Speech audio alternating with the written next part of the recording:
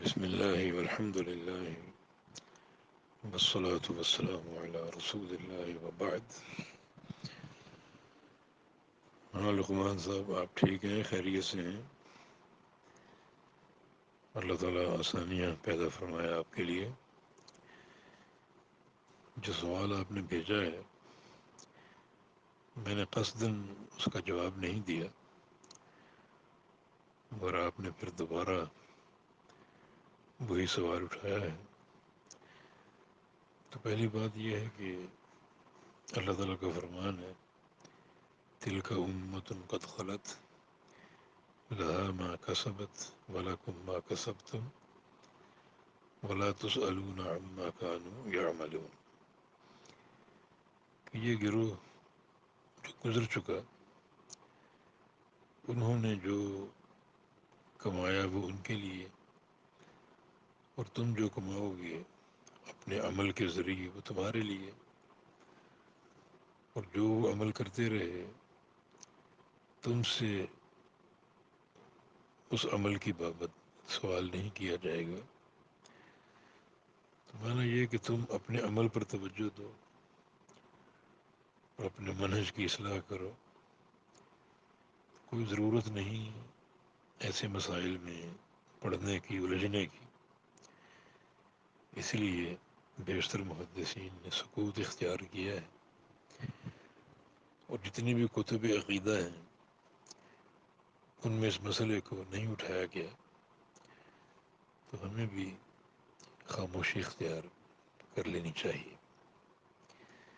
پھر تاریخ میں یزید ابن معاویہ کے تعلق سے دونوں موقف ملتے ہیں. کچھ علماء کی طرف سے ان کی اچھائیاں ذکر ہوئیں اور ان پر ثنا بیان ہوئی، اور کچھ کی طرف سے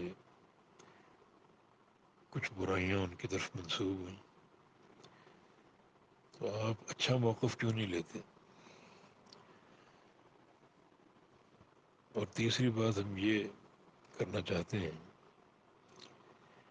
کسی بھی شخص کے جو ظاہری اعمال ہیں، ظاہری گناہ ہیں، ان گناہوں کی بنیاد پر اس پر لعنت کرنا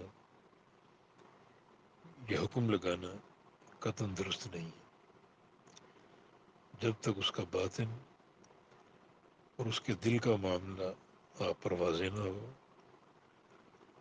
اور باطن کا علم صرف اللہ کے پاس، اور دل کا معاملہ بھی اللہ رب العزت کے پاس ہے، کوئی نہیں جانتا. اس لیے کسی بھی انسان پر حکم شرعی حکم قرار پائے گا جو اللہ تعالیٰ کے اختیار میں. تو ظاہری گناہوں پر حکم لگانا درست نہیں ہے، اور ظاہری گناہوں پر لعنت برسانا درست نہیں ہے. دیکھیں ایک حدیث میں ہے لعن رسول اللہ صلی اللہ علیہ وسلم الخمر والشاربہ. اللہ کے رسول نے لعنت برسائی شراب پر اور شراب پینے والے پر. شراب پینا ایک ظاہری گناہ ہے، ظاہری معصیت ہے، اور یزید پر یہ تہمت بھی موجود ہے کہ وہ شرابی تھا. اب صحیح بخاری میں ایک قصہ مذکور ہے. ایک شخص جس کا نام عبداللہ اور لقب نعیمان یا حمار بھی ملتا ہے، وہ شرابی تھا.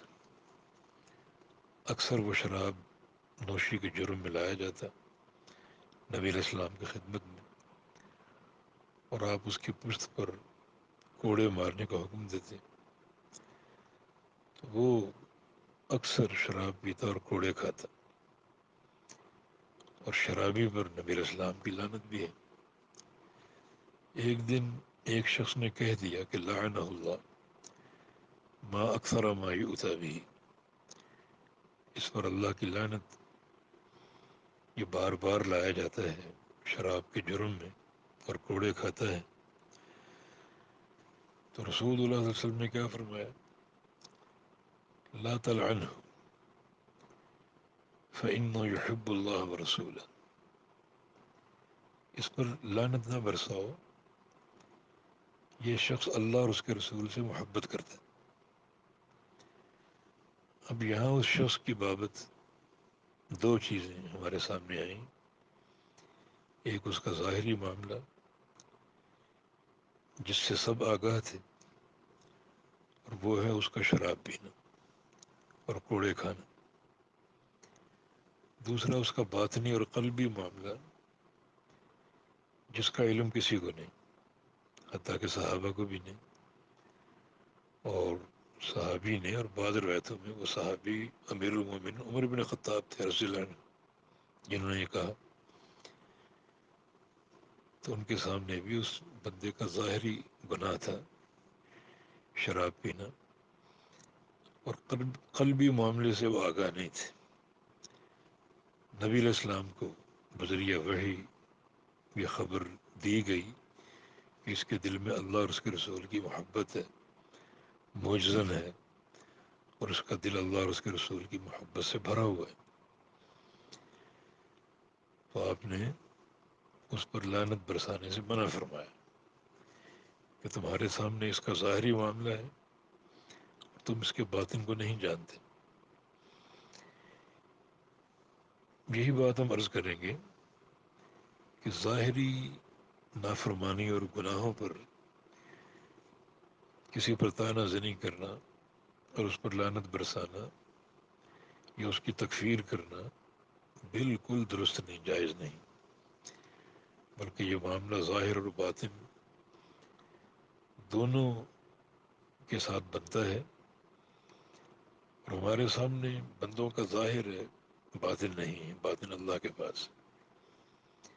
اس لیے کسی بھی انسان کے بارے میں مکمل حکم اللہ تعالیٰ کے اختیار میں ہے، بندوں کے اختیار میں ہرگز نہیں ہے، لہذا ہمیں بہت کچھ اس بارے میں سوچنا چاہیے۔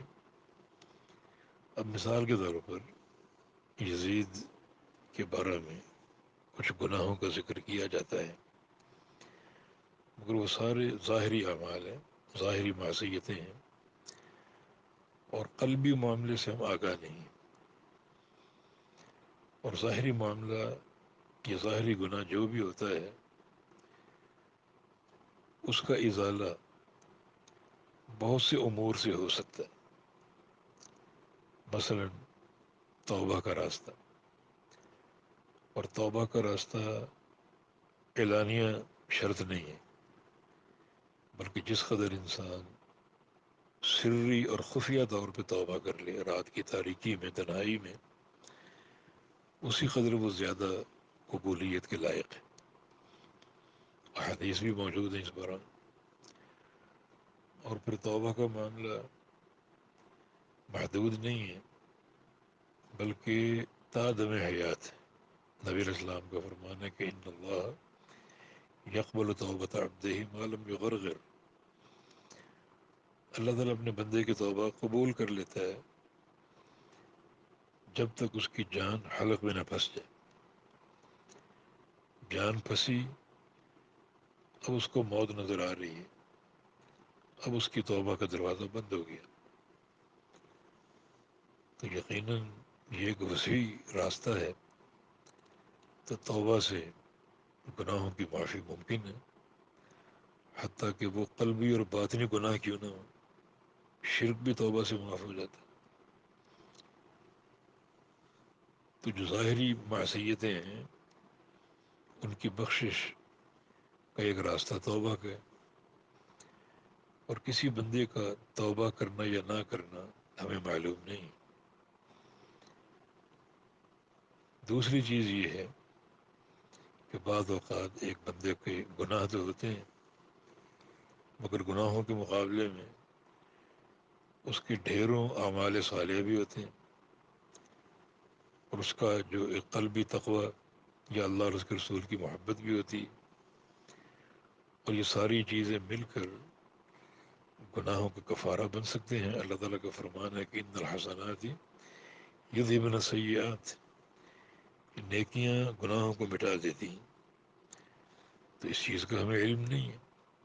ہو سکتا ہے کہ اعمال صالحہ گناہوں پر غالب آ جائیں اور نیکیاں گناہوں کی بخشش کا باعث بن جائیں، اور پھر ظاہری نیکیوں اور ظاہری گناہوں سے بڑھ کر دل کا معاملہ، ایک انسان کے دل کا عقیدہ، اللہ اور اس کے رسول کی محبت اگر اتنی قوی ہے، اتنی مضبوط ہے کہ گناہ اس کے مقابلے میں ٹھہر ہی نہیں سکتے، اور وہ مضبوط قلبی معاملہ گناہوں کے مٹنے کا سبب بن جاتا ہے، تو ہمیں اس کا علم نہیں ہے.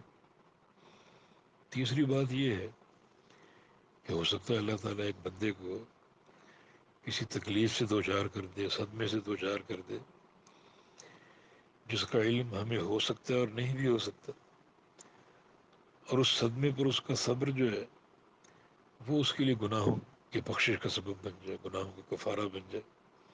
اس پر بھی نصوص موجود ہیں.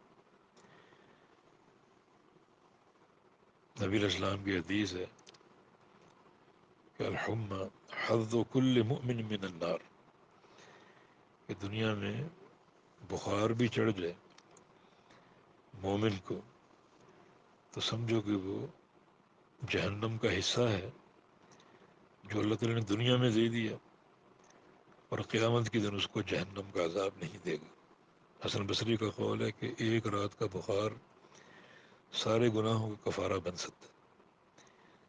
تو ہمیں اس کا بھی علم نہیں ہے کسی بھی شخص کے بارے میں کہ وہ کسی صدمے سے دوچار ہوا ہو، اللہ نے اس کو کسی آزمائش میں ڈالا ہو، کسی تکلیف میں مبتلا کیا ہو، اور وہ صدمہ اور وہ آزمائشیں اور تکلیفیں اس کے گناہوں کا کفارہ بن جائیں. نبی علیہ السلام کی حدیث ہے کہ بندہ ستایا جاتا ہے، آزمایا جاتا ہے، اور تکلیفوں میں اس کو پھنسایا جاتا ہے، حتیٰ کہ یہ نوبت آ جاتی ہے کہ وہ زمین پر چل پھر رہا ہوتا ہے اور اس کے ذمے کوئی گناہ نہیں ہوتا، بالکل پاک صاف ہو جاتا ہے.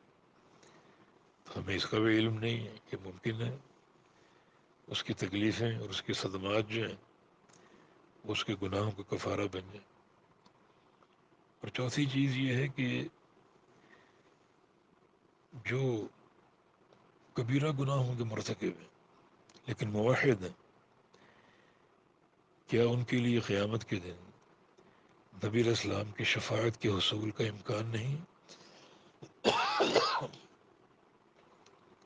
یہ شفاعت موحدین کا حق ہے، اہل کبائر کا. یہ متفقہ موقف ہے اہل سنہ کا. تو کیا اس کے لیے قیامت کے دن نبی علیہ السلام کی شفاعت کا امکان نہیں ہے؟ تو ایک شخص کے بارے میں اللہ کا علم یہ ہو کہ یہ میرے نبی کی شفاعت سے بخشا جائے گا،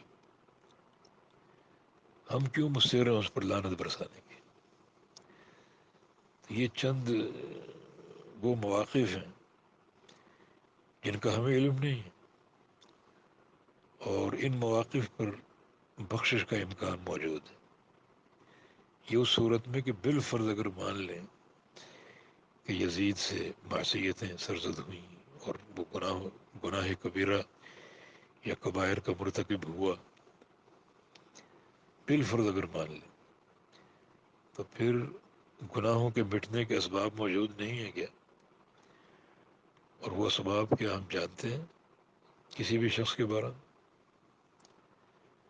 پھر لعنت پر اصرار کرنا اس حدیث کی روشنی میں کیسا رہے گا؟ نبی علیہ السلام کا فرمانا کہ لیس المؤمن بالطعان ولا باللعان ولا الفاحش ولا البذی، کہ مومن تانا زنی نہیں کرتا، نہ کسی پر لعنت برساتا ہے، نہ فحش گوئی کرتا ہے، اور نہ کوئی بےہودگی اس کی زبان سے صادر ہوتی.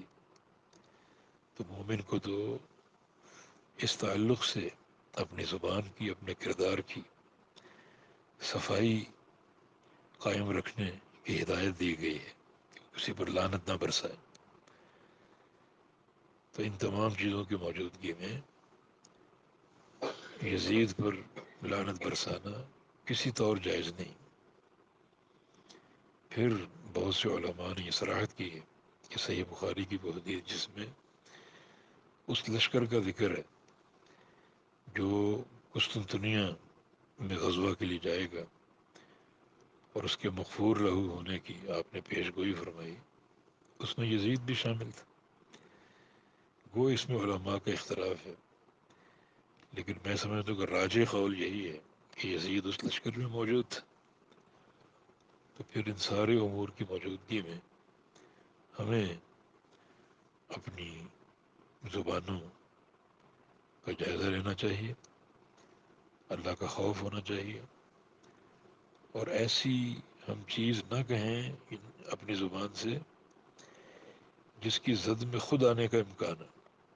حدیث میں آتا ہے کہ جب بندہ کسی پر لعنت برساتا ہے یا کوئی گالی دیتا ہے، چونکہ یہ لعنت اور گالی ایک قبیح کلمہ ہے، تو فوراً یہ آسمان کی طرف پرواز کرتا ہے اور فرشتے اس کو اوپر آتا ہوا دیکھ رہے ہوتے ہیں اور وہ آسمان کے دروازے بند کر دیتے ہیں تاکہ یہ اوپر داخل نہ ہو سکے۔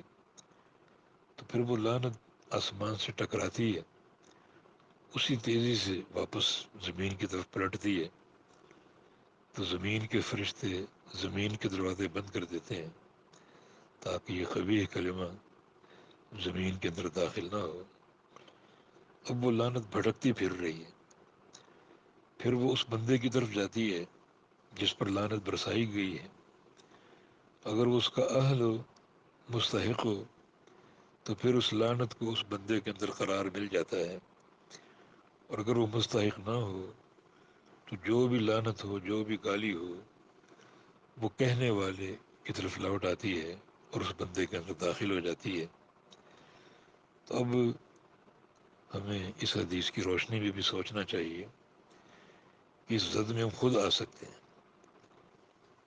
تو پیارے پیغمبر صلی اللہ علیہ وسلم جنہوں نے عمومی طور پر شراب پر لعنت برسائی، شرابی پر لعنت برسائی، لیکن ایک شرابی آپ کے پاس بار بار لایا جا رہا ہے اور صحابی نے ایک دفعہ لعنت برسا دی تو آپ نے روکا، کیونکہ آپ کو بذریعہ وحی آگاہ کر دیا گیا فَإِنَّهُ يُحِبُّ اللَّهَ وَرَسُولَهُ کہ اللہ اور اس کے رسول سے محبت کرتا ہے یہ،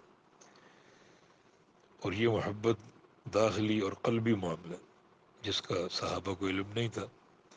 صحابہ نے ظاہری عمل کو دیکھا اور لعنت برسا دی، اور اس بنا پر کسی پر لعنت ڈالنا برسانا قطعاً درست نہیں ہے، محض ظاہری اعمال پر۔ جب تک اس کا قلب اور اس کا باطن ہم پر واضح نہ ہو، اور اس کے واضح ہونے کی کوئی صورت نہیں سوائے اللہ تعالیٰ کی وحی کی۔ یہ اللہ تعالیٰ کے علم کے معاملے ہیں، اس میں کسی انسان کو دخل نہیں ہے۔ حتیٰ کہ محمد الرسول اللہ صلی اللہ علیہ وسلم نے ایک موقع پر چند مشرقین پر لعنت برسائی، اللہ ملعن فلان، اللہ ملعن فلان، کہ یا اللہ فلاں پر لعنت برسا، فلاں پر لعنت برسا، چونکہ ان کا ظاہری عمل انتہائی قبیح تھا۔ وہ مشرقین کے ساتھ تھے اور انہوں نے جنگ احد میں بڑا نقصان پہنچایا صحابہ کرام، کتنے صحابی شہید ہوئے۔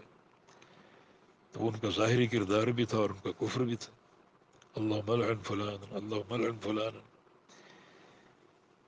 جیسے کہ بعض روایتوں میں 4 نام آپ نے لیے کہ اس پر لعنت برسا، فلاں پر لعنت برسا۔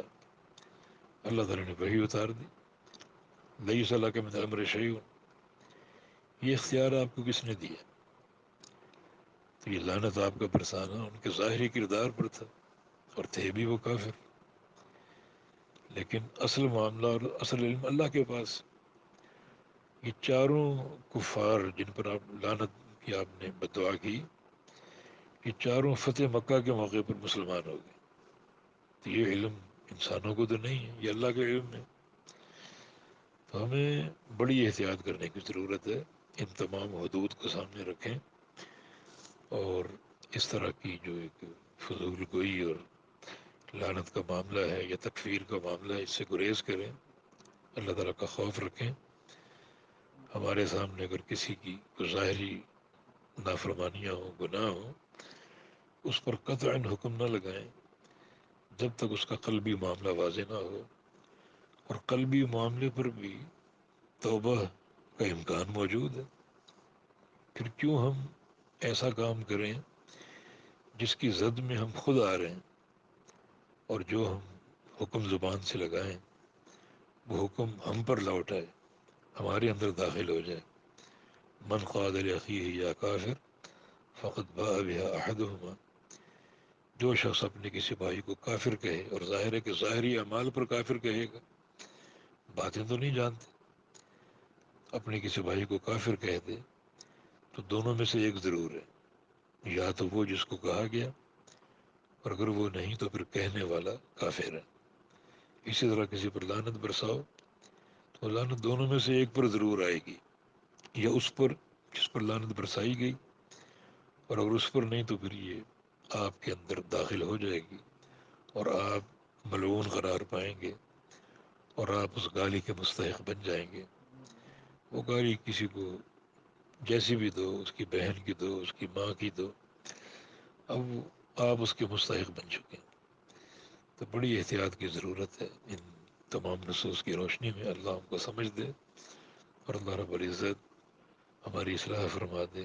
اللہ تعالی ہم کو ایمان کی دولت عطا فرما دے، اور یہ دولت تا دم حیات ہمارے ساتھ رہے، موت ایمان پر آئے، توحید پر آئے، اللہ اور اس کے رسول کی محبت پر آئے۔